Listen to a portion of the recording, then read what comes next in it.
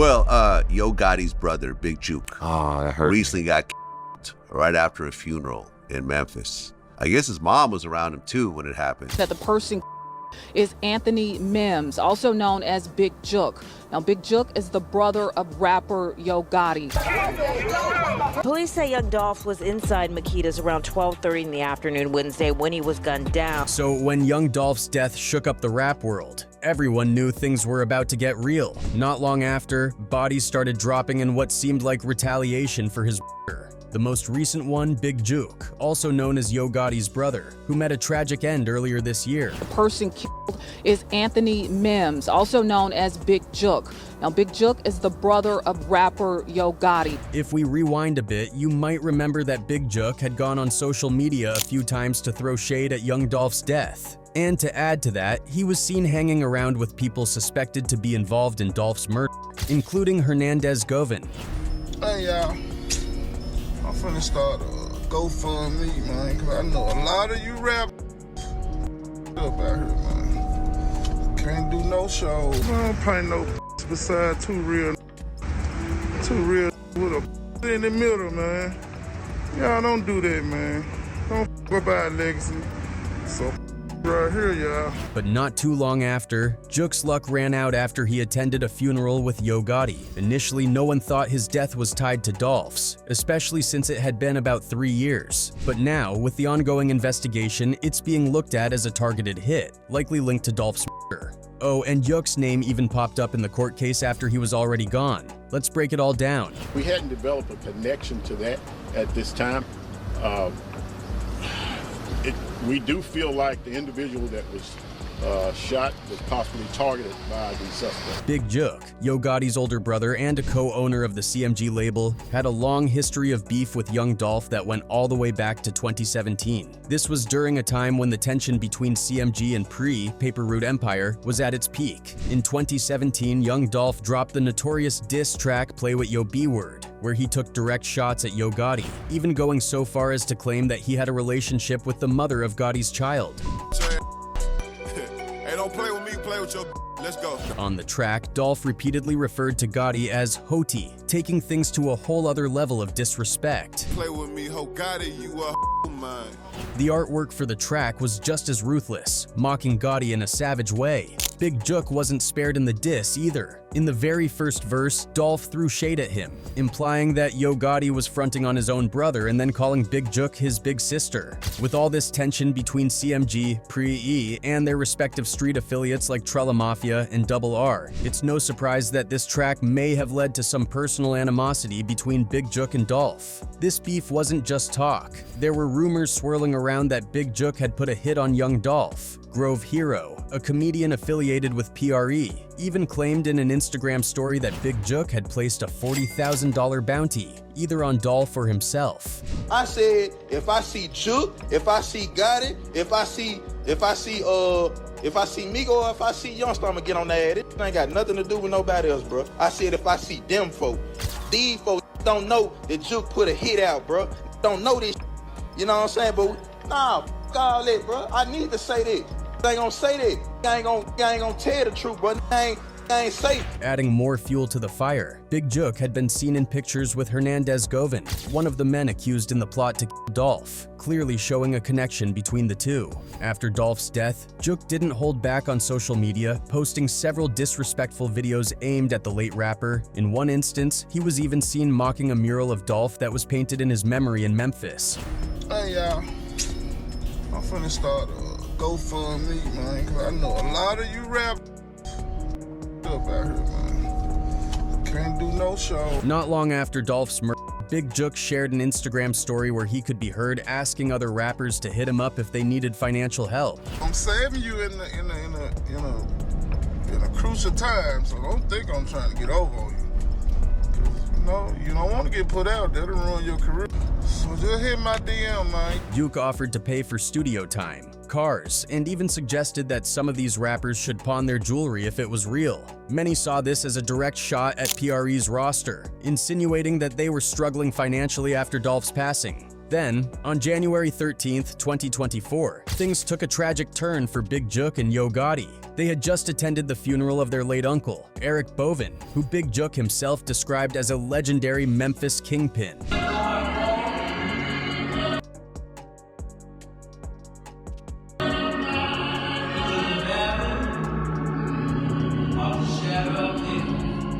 Bovin allegedly ran a large cocaine operation in the city during the 1980s, but after gathering to mourn one loss, another would soon follow. Around 4:15 p.m., police officers in the area of 6385 Winchester Road heard multiple gunshots outside Perignon Restaurant and Event Center. When they arrived, they found two victims, one of them being Big Jook, whose real name was Anthony Mims. He was rushed to the hospital but sadly pronounced dead. Is Anthony Mims, also known as Big Jook. Now, Big Jook is the brother of rapper Yo Gotti. This morning, we continue following developing news out of Hickory Hill, where multiple sources tell Action News 5 that Memphis rapper Yo Gotti's older brother, Anthony Mims, also known as Big Jook, was shot. The other victim, a man, was injured but treated in stable condition. Footage from the scene quickly started circulating online, with Reddit posts claiming that people were still sliding for Dolph. A graphic picture of Big Jook's body after the murder also surfaced, drawing eerie comparisons to what had happened to Young Dolph. Witnesses at the scene reported seeing several suspects in a white SUV, and surveillance footage confirmed this, showing the vehicle driving around with its license plates removed. There were also rumors that during the funeral service, 3 men dressed in all black were spotted sitting at the back, leaving early after noticing Yo Gotti and Big Jook. The word on the street is that these men followed Jook to his car and then opened fire, spraying bullets at him. Some rumors even suggested that Yo Gotti's mother might have been in the car but managed to escape unharmed, though none of this has been verified. Since the murder, Pure E members haven't been shy about mocking Jook's death. Many took to social media to fuel speculation that Dolph's camp might have had something to do with the hit. Grove Hero, the same comedian who had previously claimed Jook put a bounty on Dolph, went live on Instagram to share his happiness about Big Jook's death, further fanning the flames of this ongoing deadly rivalry. Man, it's nice today. Hell yeah. Man, I'm loving the breeze. It feels so good. Yeah. Damn, man, I ain't trying to tell nothing. Real talk, man. Man, let me enjoy this, man. I'm finna lay down, man. All right, real good. Not long after Big Jook's murder, the internet detectives on Reddit started buzzing with new theories. Some speculated that the same white SUV involved in Jook's shooting had been spotted in another incident just days earlier. One local Memphis historian chimed in, suggesting that the earlier shooting may have targeted someone tied to Yo Gotti's CMG label, specifically a man named Marcus Leak, also known as Bo Leg. Rumor had it that Leak, who was supposedly head of security for CMG, had been the victim of that earlier shooting. If you checked out Leak's social media, he often posted about working security for CMG artists like Glorilla and promoted their shows. However, things took a twist when Leak's business partner fired back at the rumors. In a heated social media post, he insisted that Leak had actually died in his sleep and that no one had murdered him. Don't you know, all these motherfuckers we do security for Memphis, ain't no motherfucker gave my brother for his funeral. My brother died in peace, in his sleep. He pointed out that Leak did security for multiple Memphis artists, not just CMG, and had even promoted events for Paper Route Empire, PRE, alongside CMG on his page. Another person who seemed to have insider knowledge of the situation backed this up, saying that Leak had already passed away before the shooting connected to Big Jook went down. But with the lack of concrete updates in the investigation, the internet ran wild with conspiracy theories. One name that kept coming up in these theories was Daddy O, the low-key and mysterious CEO of Young Dolph's Paper Route Empire. Daddy O, whose real name is Jerem Moore, has been listed as the legal director of PRE, and he and Dolph went way back. In fact, in Dolph's documentary King on World Star, Daddy O shared how they first met on a basketball court when Dolph was just a kid. He also claimed to be the first person to show Dolph $1 million in cash, which says a lot about the kind of influence he had. Many believe that Daddy O was the one who helped bankroll Paper Route Empire in its early days, using his street connections to help Dolph build his empire. When Young Dolph was murdered, the streets started talking, with rumors flying that Daddy O wasn't going to let it slide. Allegedly, the police have even been keeping a close eye on him, suspecting that he might be involved in plans to get revenge for Dolph's death. Even though there have been arrests related to Dolph's murder, the drama didn't stop there. Retaliatory killings started happening almost as soon as the dust settled. The first shocking example came just a week after Dolph's death. A comedian named Darian Demuni Childs thought it was a good idea to joke about Dolph's in a social media post. That decision cost him his life. A week later, Childs was gunned down, and many saw it as the beginning of a violent chain reaction of revenge killings that no one could stop. Then, in January 2022, another high-profile figure was taken out, Big Newski, a rapper signed to Moneybagg Yo and cousin of Big 30. He was shot at the New Horizon River Apartments on Kasasa Road around 7 p.m., and by the time the bullets stopped flying, the 26-year-old Newski was dead. What made this hit even more significant was his rumored connection to Justin Johnson, also known as Straight Drop, one of the prime suspects in Dolph's.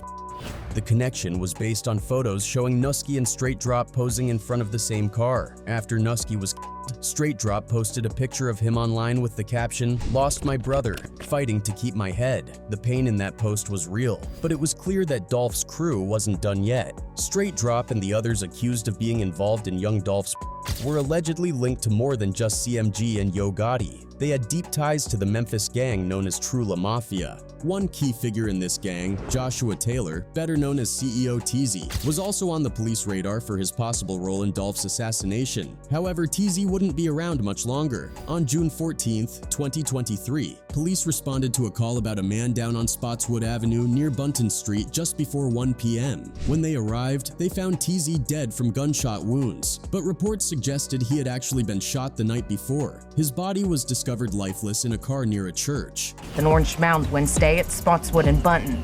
Those who live nearby tell us Taylor was actually shot the night before, discovered lifeless. News outlets quickly painted TZ as a high-profile gang member and publicly linked him to Dolph's murder.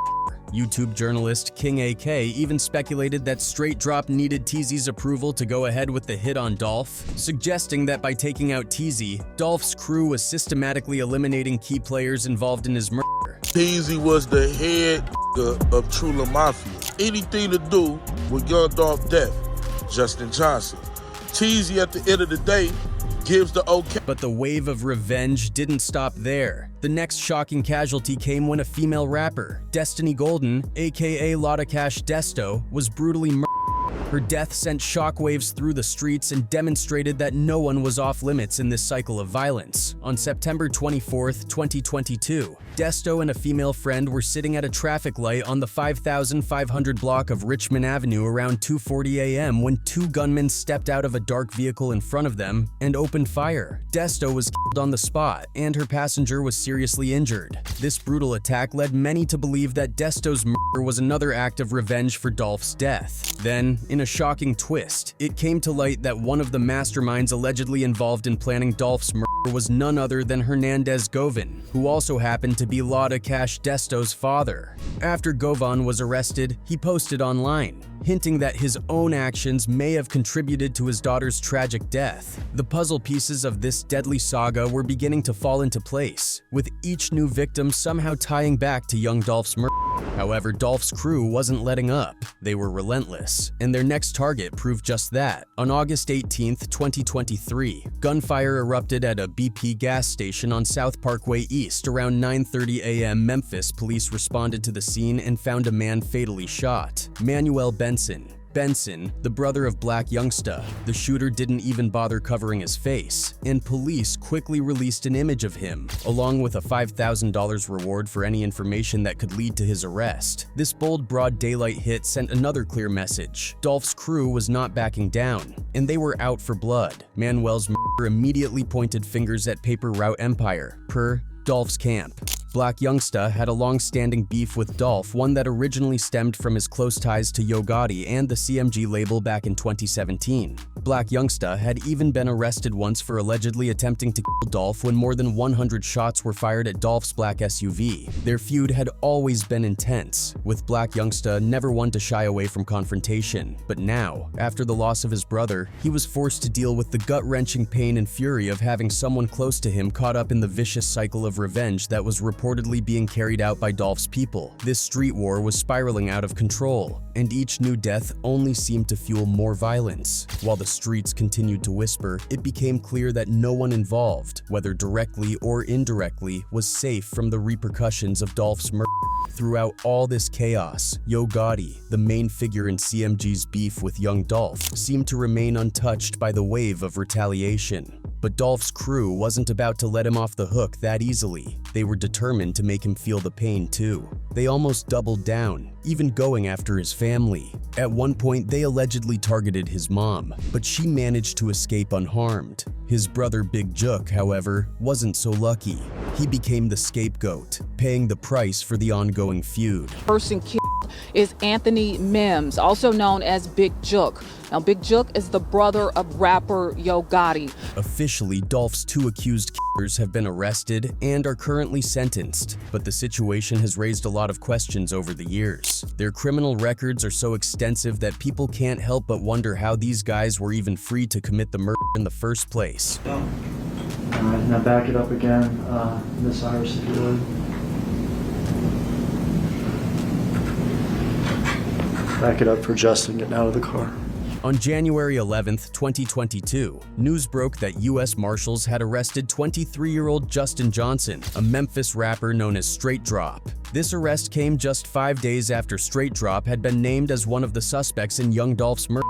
Law enforcement offered a $15,000 reward for his capture, and the Tennessee Bureau of Investigation had placed him on the state's most wanted list. Once Straight Drop was in custody, people began to talk. How was he even out on the streets to commit this yet another crime? His past was filled with serious offenses. Let's rewind to January 31, 2017, when Memphis officers responded to a shooting at a local bowling alley. When they arrived, they found 3 people wounded. According to witnesses, a black man with an assault rifle had gotten into a massive fight inside the alley. After the fight, he went out to his car, grabbed the gun, and opened fire at the front entrance before speeding off in a silver sedan. One woman was shot in the thigh, another man took a bullet to the forearm, and a third victim suffered a shoulder graze. An anonymous tip led investigators to Justin Johnson, who matched the description given by witnesses. It didn't take long to uncover that his girlfriend, Retaliation Hunter, had helped him flee the scene. She was tracked down by police and admitted to driving him away, even identifying him in a photo lineup. At the time, Justin was just 18 years old. He was charged with 3 counts of attempted murder, using a firearm during a felony, and vandalism for shooting up a truck in the parking lot. Despite the seriousness of these charges, Johnson had no prior criminal record, and because he cooperated with law enforcement, he received a surprisingly light sentence, just 5 years in prison followed by probation. But here's the part that really shocked everyone. Justin was released after serving only 6 months. His good behavior behind bars resulted in an early release. Later, he was sent to federal prison on a weapons offense, where he served just over 2 years before being released in 2021. Had the justice system handed down a harsher sentence, Johnson would have still been in prison and wouldn't have had the chance to get involved in Dolph's murder.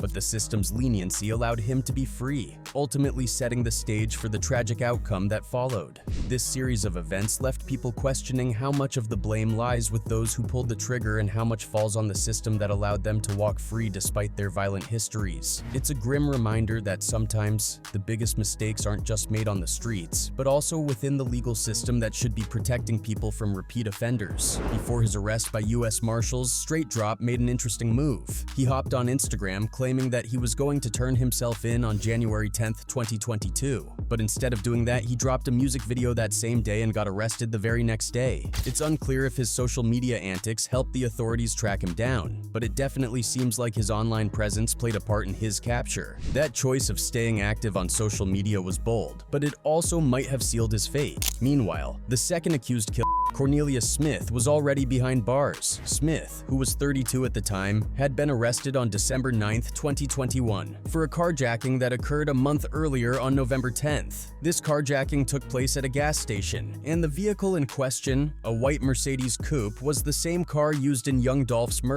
The stolen car was also linked to another deadly shooting, making Smith's situation even more serious. After his arrest, Smith was hit with multiple charges, including first-degree murder, attempted first-degree murder, being a felon in possession of a firearm, and theft of property worth over $10,000. The crazy part? Cornelius Smith had already been in trouble with the law before Dolph's murder. Back in 2018, he was arrested for aggravated kidnapping, aggravated assault, and domestic assault. The details of that case are brutal. On February 27, 2018, a woman came forward claiming that Smith, who was the father of her child, had kidnapped her. According to her report, he'd taken her out to return a pair of shoes, but instead of bringing her home, he just kept driving. When she tried to jump out of the car, he locked the doors and pulled out a handgun, threatening to blow her brains out if she tried anything else. Then, things escalated. He started beating her, accusing her of cheating, and pistol whipped her. Smith even threatened to kill her family, blaming them for what he believed was infidelity on her part. He held her captive for 3 days before finally dropping her off on a random street corner where she was able to call the police. Despite all this, the case against Smith was mysteriously dismissed. No one really knows why, but this is just another bizarre twist in a story full of them. It's even wilder when you think about how Smith was free to commit more crimes, including being involved in Dolph's murder. Straight Drop's connection to the stolen Mercedes also grabbed attention when a now-deleted music video went viral. In the video, he could be seen rapping in front of the same abandoned house where the stolen car was later found. Initially, people believed that one of Straight Drop's associates, CEO Bobby, owned the vehicle. Bobby had posted several pictures with the car on his Instagram, also now deleted. And another associate, Jojo Splat, was also pictured flexing in front of the same white Mercedes. However, it turned out that none of them actually owned the car. They were all just using a stolen vehicle to pose and look rich online. Bobby was arrested just 7 days after Dolph's death, and when police began questioning him, they found drugs and weapons in his girlfriend's apartment. Rumors immediately started swirling that Bobby was being questioned in connection to Dolph's murder, and accusations of snitching started flying. Similar whispers surrounded Cornelius Smith after the U.S. Marshals began searching for Straight Drop following his arrest. The fact that these two were able to get away with so much criminal activity for so long is mind-boggling. People were outraged, feeling that this case only got the attention it did because Young Dolph was a high-profile celebrity. The public's anger and frustration likely added fuel to the fire for Dolph's crew, who had already embarked on a deadly spree of retaliation. The entire situation painted a picture of how deeply rooted the violence and crime were, with everyone caught up in a never-ending cycle of revenge. Everyone knows Yo Gotti was the top rap star out of Memphis until Young Dolph started making waves in 2014 with his mixtape High Class Street Music 4, American Gangster. That project really put Dolph on the map, and he even appeared on Sway in the Morning to talk about it. During the interview, Dolph explained that he chose not to sign with Yo Gotti's label CMG because he wanted to invest in himself and build his own movement rather than join someone else's. This move apparently rubbed Gotti the wrong way, and from there the beef started brewing. Fast forward to February 11th, 2016. Dolph took things up a notch by throwing a subliminal shot at Gotti on Twitter, claiming that Gotti wasn't happy with his rising success. In his diss track, he said, "Bro went from being my #1 fan and wanting to sign me to being my biggest hater." That tweet seemed to confirm the rumors that Gotti's failed attempt to sign Dolph sparked some serious tension between the two. The situation escalated when, in February 2016, Dolph announced his debut album would be called King of Memphis. Now, this title raised a lot of eyebrows because Yo Gotti had long called himself the King of Memphis, so it definitely felt like a direct challenge to Gotti's claim to the throne. Things got even more heated when, on March 2nd, 2017, Gotti's CMG artist Black Youngsta jumped into the fray. He posted a video on Instagram where he talked trash about Dolph, calling him out for claiming to be the King of Memphis. In that same video, Black Youngsta even threatened to slap Dolph. You went from my biggest fan to my biggest hater.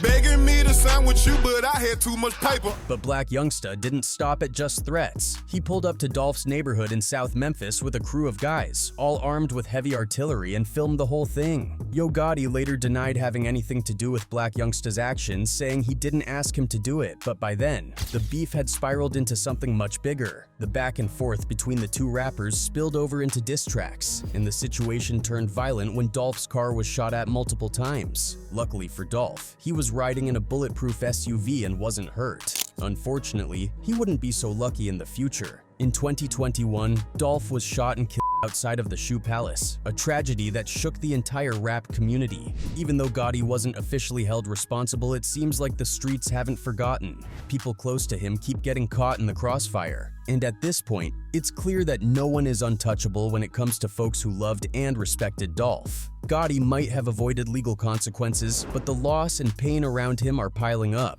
showing just how deep the impact of this beef runs.